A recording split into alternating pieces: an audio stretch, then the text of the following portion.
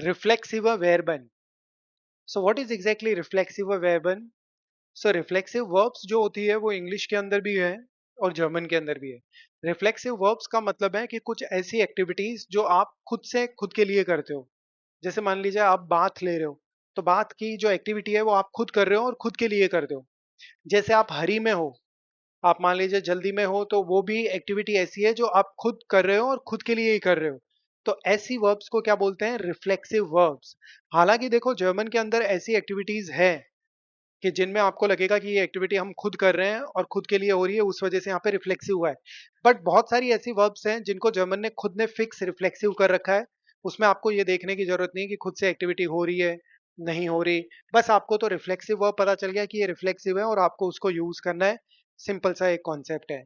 अब जैसे एंग्री हो रहे हो आप, तो एंग्री होना एक एक्टिविटी है, और एंग्री हो भी खुद से रहे हो ना, कोई और नहीं कर रहा आपको, एंग्री खुद से आप हो रहे हो, अपने इमोशंस को आप खुद ट्रिगर कर रहे हो, तो उस वजह से भी रिफ्लेक्सिव होती है।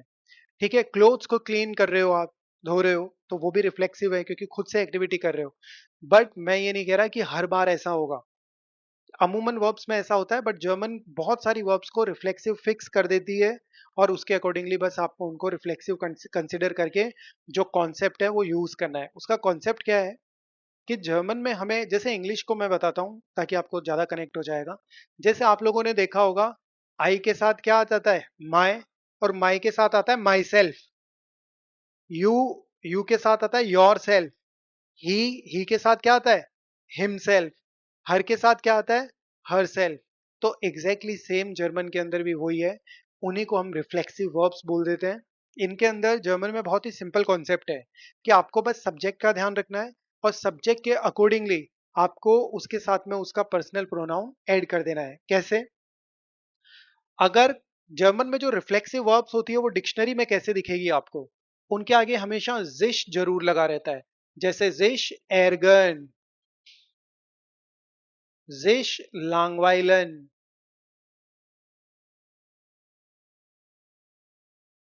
जिश बेआइलन,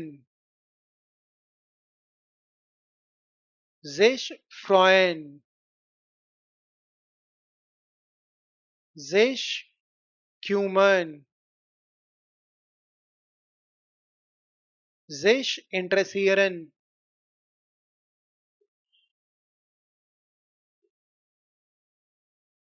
तो ये कुछ वर्ब्स हैं जो रिफ्लेक्सिव होती है। अब रिफ्लेक्सिव वर्ब और जो दूसरी वर्ब्स है उनमें क्या डिफरेंसेस होते हैं? अगर मोटे मोटे अगर आप डिफरेंसेस देखो, तो यहाँ पे अगर ये जिश नहीं होते तो ये रिफ्लेक्सिव में कंसिडर नहीं होती, और उसमें आपको जैसा कॉन्जुगेशन करते आए हो वैसा करना पड़ता। कॉन्जुगेशन तो अभी भी सेम ही रहेगा, बस आपको क्या करना है कि जो पर्सनल प्रोनाउंस है वो उनके आगे ऐड हो जाएंगे। अभी मैं बताऊंगा कैसे। तो जब भी आप डिक्शनरी में देखो और किसी वर्ब के साथ में जिश लगा आ रहा है, तो समझ जाना कि वो रिफ्लेक्सिव वर्ब है। आपको कुछ भी दिमाग लगाने की जरूरत नहीं है। रिफ्लेक्सिव वर्ब्स जो है वो आकुजेटिव में भी होती है और डाटिव में भी होती है। अभी हम सिर्फ और सिर्फ आकुजेटिव को देख रहे हैं। ठीक है, तो यहाँ पे आपको कोई दिमाग लगाने की जरूरत नहीं है, बस इतना सा करना है कि अगर इश सब्जेक्ट हो जाए, तो जैसे इंग्लिश में आप आई के लिए माई सेल्फ लगाते हो, तो जर्मन में मिश लगा देना। कैसे? अभी अपन एग्जाम्पल भी देखेंगे। अगर डू सब्जेक्ट है तो डिश लगा देना। अगर फॉर्मल यू सब्जेक्ट है तो जिश लगा देना। इहर अगर सब्जेक्ट है, ओएश लगा देना। एयर अगर सब्जेक्ट है, ही के लिए आप क्या लगाओगे? हिमसेल्फ। तो अगर थर्ड पर्सन जब भी आता है, बिल्कुल थर्ड पर्सन अगर जब भी आएगा, तो उसके साथ तीनों के साथ ही क्या लग जाएगा? जिश। फॉर वियर, वियर प्लूरल है तो उसके लिए उन्स हो जाएगा। और जो जी है, जैसे हम दे की बात करें तो दे के लिए भी जिश लग जाएगा।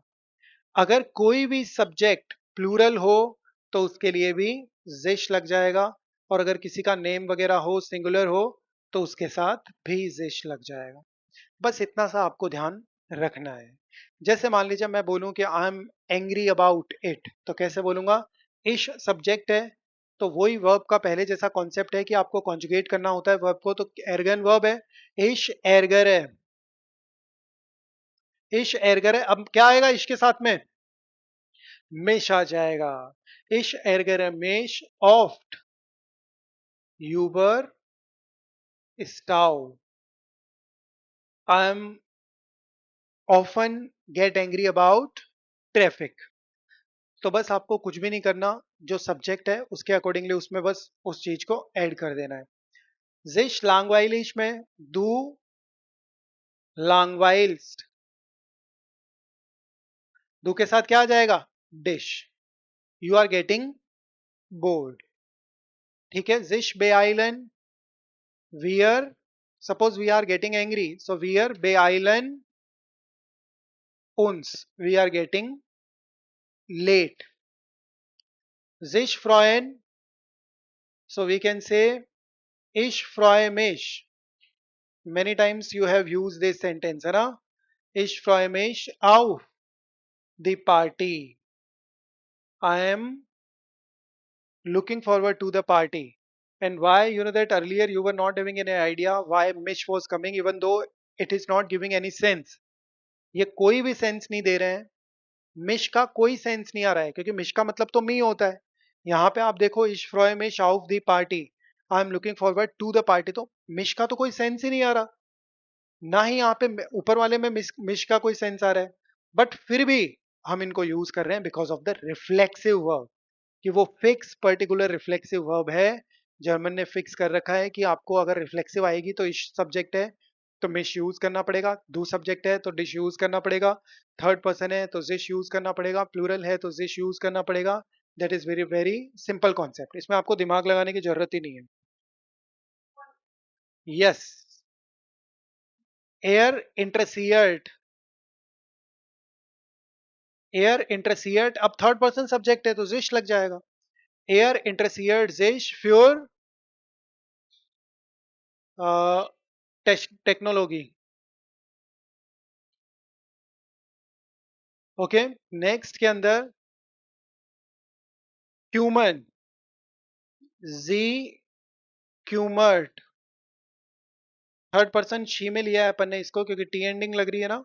जी क्यूमर्ट जेश गुड auf ihre Kinder,